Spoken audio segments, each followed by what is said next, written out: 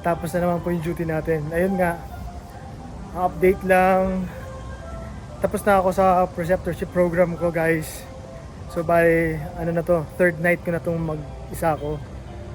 So far so good, pero sobrang nakaka-toxic, sobrang nakakataranta kasi iba yung feeling pag solo ka na kasi kumbaga lahat ng gagawin mo, liability mo na, responsibility mo na. So yun, ang hirap. But still thankful ako dun sa preceptor ko kasi lagi niya pa rin ako ginaguide. Hindi niya pa rin ako pinapabayaan. Kaya yun.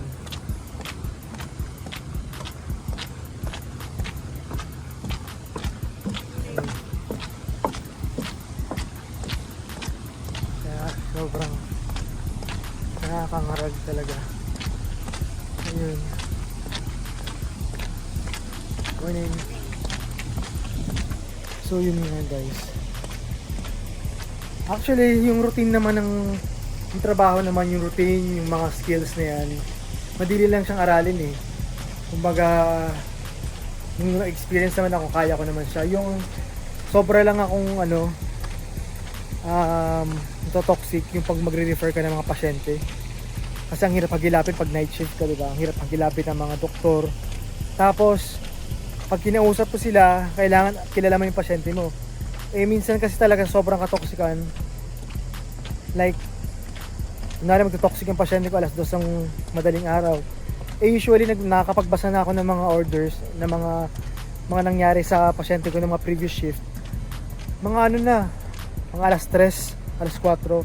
So basically, pag tinanong ko ng doktor, pa nag-refer ako na halimbawa may pain or SOB, something ganun. Ako nararatel kasi hindi ko pa ganun kakilala yung pasyente. Lalo especially pag pag first night. As in talagang pag first night, hindi ko pa talaga kilala yung pasyente. So kailangan mo talagang basahin yung mga nangyari sa previous shift, previous day. Pabalikan mo yung kung kailan sila na-admit, kung ano ba yung mga nangyari ng admission. So yun, so sobrang hirap. Tapos nakaka-toxic pa minsan yung mga ka-indoors na ang daming kwento, ang daming English. Eh, hirap na nga akong mag-English. What? Kung ano-ano pa mga palabok kong sinasabi sa endorsement. Sobrang nakaka-toxic. Pero, yun nga. Pero totoo pala yun, no? Pag talagang wala ka nang maaasahan or wala ka na talagang choice, talagang gagana talaga yung critical thinking mo eh. Yung critical thinking skills mo talaga. Biglang, boom! Alam mo kagad yung gagawin mo kasi wala kang choice, wala kang aasahan eh. Sarili mo lang, parang ganun. So yun. Ay, pero sobrang nakakapagod partida pa yan ha. Night shift. What more ko morning shift. Diba? So yun. Tapos kagabi pa hindi pa duty yung preceptor ko nun.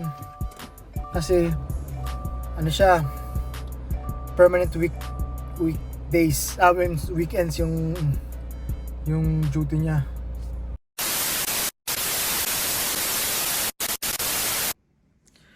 So yun nga guys, hello. Dahil buksan ko muna yung ilaw, medyo madilim. So, yun, actually kagigising ko lang. Tapos, ayun nga, hindi ko pala namalayan kanina na na nag-off pala yung recording kasi nag-on na yung sasakyan. So, yun, going back nga doon, ang dami ko mga sinabi kanina, nakalimutan ko na. So, yun, kagigising lang natin. Ito rin talaga yung problema ko pag night shift talaga ako. Sobrang hirap akong gumawa ng tulog kasi ever since nung bagets pa ako, parang ang tulog ko lang talaga is 3 to 4 hours, kompleto na yun para sa akin. Parang napaka-rare or siguro mabibilang ko lang sa mga daliri ko yung mga moment na nakakompleto ko ng 8 hours tulog. Usually maximum siguro pinakamahaba na siguro mga 5, 6, ganun. Pero almost lagi. 3 to 4 hours, ano na yun, okay, goods na sa akin yun. So yun nga, struggle talaga sa akin yung matulog pag night shift talaga ako kasi gawa ng pag uwi ko ng galing duty, 10 a.m., matutulog ako. Gigising ako ng mga usually mga alas 12 or alauna. So, after that, hirap na ako gumawa ng tulog ulit. So, ang ending, pag kailangan ko nang mag-prepare for duty kasi usually mga 5:30, kailangan gagayak na ako. So, yung mag-aasikaso na ako. Kasi 6:40 dapat naka-clock in na ako. Tapos usually, since bago nga ako, ang ginagawa ko, medyo nagpapaaga ako sa unit kasi para at least makapag-review ng mga pasyente, ng mga kaso nila, especially pag first night. So, yun. So, yun nga, ang ending, talagang lutang ako minsan talaga sa duty kasi gawa ng wala akong masyadong tulog. Ang hirap gumawa ng tulog. Especially pag first night. Kasi syempre naitulog mo na yung tulog mo na maayos. Nung the day before ka ng shift mo, di ba? So yun. So yun nga. So nagsosolo na ako. Tapos yun nga, kagabi, kanina, wala yung preceptor ko. Yung nag-precept sa akin. So, tapos yung mga usually nakakasama ko sa weekends na mga staff, wala rin kasi nga, di ba weekends nga sila. Itong schedule ko may weekdays ako na schedule. So, yun. Usually mga bago yung nakasama ko sa unit. So, hindi naman talaga, may nakikita ko sila pero hindi ko sila nakakasama sa shift ba. So, yun. Tapos, yun, okay naman, pero sobrang busy talaga namin kanina. May nabubulol-bulol pa ako. Sobrang busy talaga namin kasi ultimo yung charge nurse ko, nahirapan akong hagilapin. Good thing na lang talaga sa unit namin, meron kaming walkie na ginagamit. So parang, in a way, mas madali yung communication pag may kailangan kami. Kung may kailangan kang staff or mga tech para tulungan ka or magpatulong ka, madali na lang silang hanapin. Hindi mo kailangan ikutin yung buong unit at mag room to room para i-check kung nasaan sila. Medyo malaki yung yung unit. So, yun. Tapos ang kagandahan din talaga na sobrang blessed talaga ako kasi yung yung team sa night, sobrang mababait talaga sila. So, swerte ako na punta ako sa hospital na to, sa unit na to, at saka sa team na to, sa night shift na team. Kasi sobrang tulungan talaga, parang pag hindi busy yung mga iba na parang they will make sure na okay ka, tatanungin ka nila, are you okay? Do you need anything? Do you need some help? Ganyan. So, pag kailangan mo ng IV line, magtatawag ka lang, mamaya-maya meron na. So, alam mo yung tulungan talaga, as in, may teamwork talaga. So, hindi ako nakakaramdam ng bullying sa mga kasama ko sa work. Mas inaangat pa nga nila kami mga bago, mas ginaguide nila kami. Lalo pag hindi sila busy, talagang sinishare nila yung mga knowledge nila, yung experiences nila, kung ano yung mga tricks, parang ganun, kung paano mas mapapadali yung work mo, ba. So yun. Yun, ma-share ko lang, toxic din talaga pag first night, tapos minsan pag may, katulad kanina, 5 yung patient ko. Goods na rin ako sa 5 kasi at least wala na akong admission kasi maximum na yun 5. Yun nga lang talaga, ngarag talaga ako kanina kasi late na natapos yung handoff report. Marami rin kasing ginagawa talaga. So yun, kasi minsan pag swerte ka na pag na-start na yung handoff report ng mga 6:45. Pero usually kasi yung mga incoming shift, meron pa yung mga tinatawag na parang mini meeting, may mga special endorsement or instructions or kung ano yung mga dapat gawin, ganun, bago mag-start yung shift. So mga ganun ba. So usually natatapos yun or nag-start na yung mga handoff mga 7 p.m. na, past 7 p.m. And latest mga mga quarter to 8. So pagpatak ng 8 p.m., start na ng medpass mo yan, start na ng rounds mo yan para mag-check ng VS, magbigay ng medication, gawin yung assessment mo.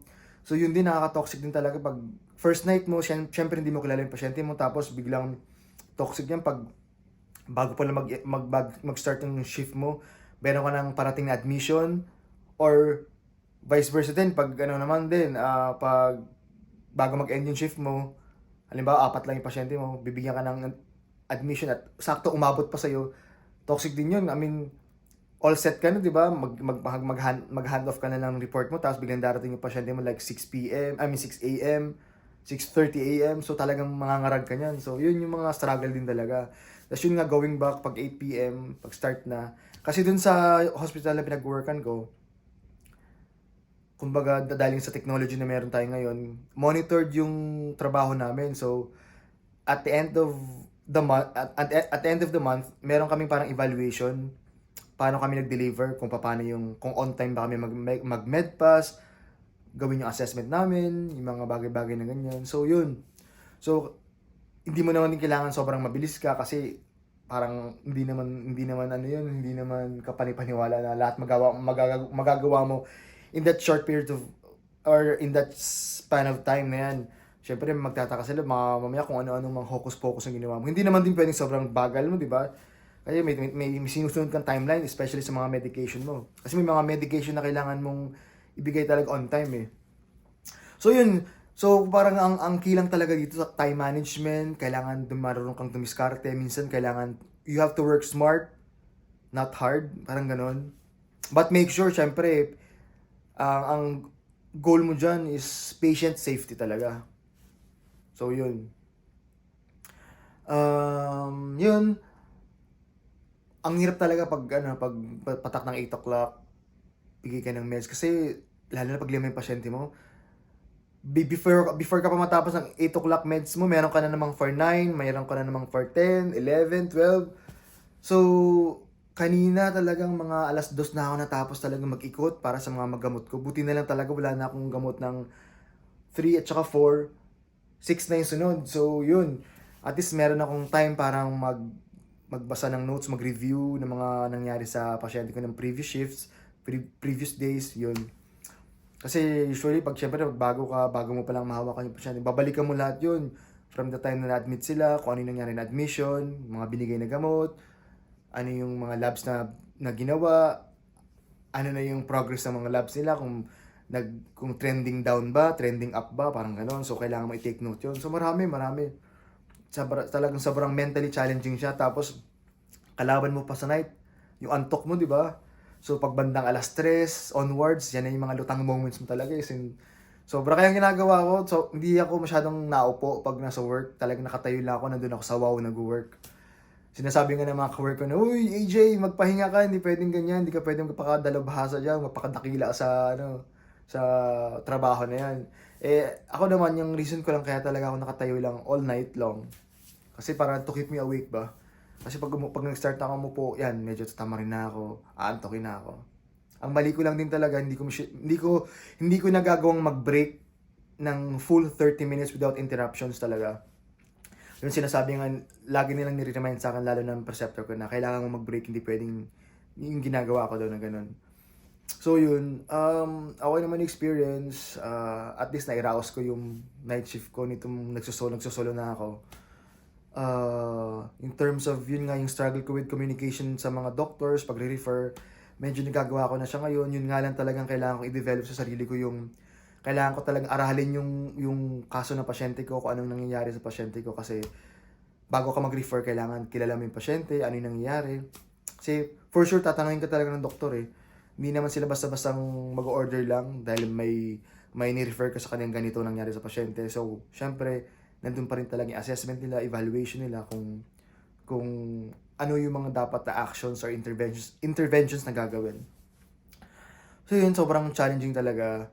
So, yun nga sabi ko nga na parang after 3 years talaga, parang ayoko na or gusto ko magpahinga sa pag-work sa acute care. But I don't know, syempre yun nga, it's too early to say, and I'm just hoping and praying na ma-enjoy ko ba yung duty, na hindi ko masyadong seryoso, hindi ko masyadong dibdibin. Kasi ganun ako parang every time na darating yung Friday, Saturday, Sunday, sobrang, yun na, anxious na ako, medyo nasa stress na ako kasi parang nag-overthink ako na ito na naman, ano na naman kaya mangyari sa pasyente ko. Baka na naman kailangan ko na naman makipag-usap sa mga doktor ng madalas. Ayoko talaga nagre-refer talaga. Kasi natotoxic talaga ako. Tapos yun, good thing na lang din talaga kanina, sobrang kahit nasabay-sabay yung mga reklamo ng pain, masakit yung ulo, nahihilo, nagsusuka. At least I was able to manage yung mga yun na alam niyo buti na lang talaga dito sa US, meron na kaagad mga standing orders na yung katulad sa mga electrolyte replacement, mga PRN meds, sa mga hypertensive na patient, yun. Yun na rin talaga kasi hindi mo na kailangan mag-refer ba ng madalas. No, kasi nandun pag na-admit sila, meron ka na mga standing order pag ganito nangyari, bla bla bla bla, depende sa mga kaso nila. So, okay din siya. Tapos yun nga, i-add ko lang, isa rin sa mga toxic talaga pag nagme-medpass at nagko-consume ng time mo. Pag may pasyente kang geriatric, kailangan mo talagang i-monitor or bantayan, i-assist pag nagbibigay ka ng meds kasi hindi mo lang basta-bastang ipapainom sa kanila yun kasi kailangan mong i-assess kung kaya ba nila talagang inumin yung gamot.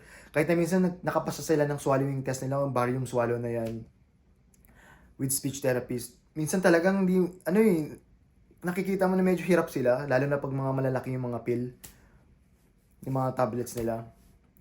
So yun, sobrang nagko-consume siya ng time kasi i-assist mo talaga, babantayan mo, iisa-isahin mo lalo na pag maraming gamot. Tapos kung ang diet nila is hindi nila kaya yung liquid, kailangan mong i-thicken yung ibibigay mo sa kanila. So, kailangan mo pang ihalo sa applesauce or kaya kailangan mong i-crush, split yung mga gamot, yung mga PO meds. So, matrabaho siya. Time consuming. Tapos, ang ano pa dyan, pag yun nga hirap silang lumunok, 'di ba? Pwede mong i-suggest kasi sa pharmacist or sa pharmacy yung kung pwede bang kung may mga alternative ba na pwede ibigay nila sa IV. So, syempre tatawag ka pa sa pharmacy, i-verify pa nila, i-confirm pa nila. Tapos okay lang sana kung sila mismo kaya na nilang i-shift ba yung mga PO meds to like IV. Pero minsan may mga time na kailangan mong i-notify yung doktor, tawagan yung doktor para gumawa ng bagong order para doon. So, yun yung medyo, it will take some time. So, kailangan mong i-follow up, ganyan. So, yun.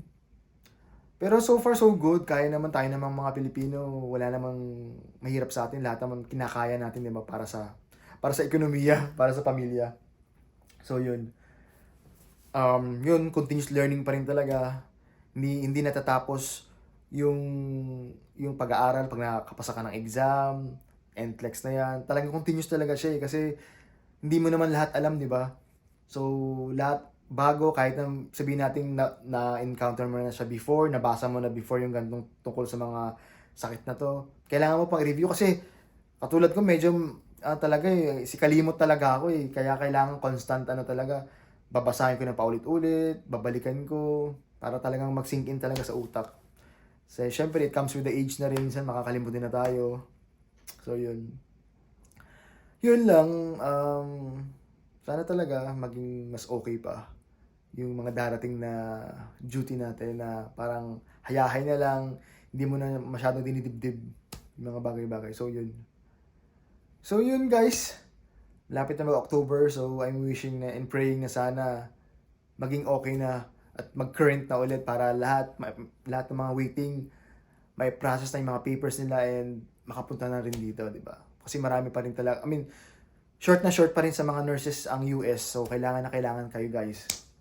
At dun sa mga nag-iisip pa rin or nagdadalawang isip kung gusto nyong maging nurse ulit, especially dun sa mga matagal na wala sa bedside, ituloy nyo yan. Promise, it's all worth it.